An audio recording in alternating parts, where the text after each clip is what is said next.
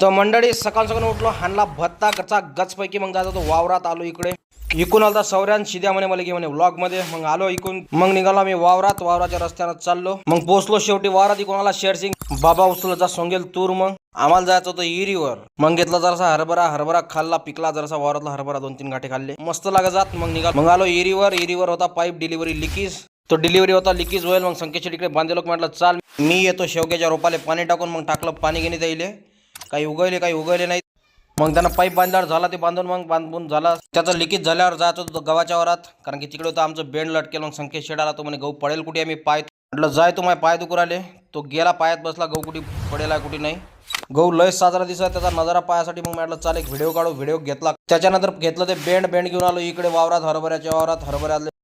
मग असं करता करता बदलला टप्पा. आम्ही 10 नौजलाचा टप्पा होता संकेत शेटनं म्या. मग त्याच्यानंतर गेलो मोटर लावायले. मग झाला शर्ट बदलून. मग आलो इरीजवळ, दाबलं स्टार्टरचं बटन. पाक असे खतरनाक नौजल फिरून राहिले. मग पाणी गिनी लावून झालं. मग संकेत शेटकडे जायची घडी, ते जायचं होतं घरी घेऊन. त्यानंतर कुटराचं पोतं घेतलं. एकटाच निघालो रस्त्यानं पैकी. आलो घरी होती स्वीटू एकटीच घरात. तिला आवाज दिला किचन रूमात भाजी बनवत जा आजसाठी एवढंच. मग काय वाजवाना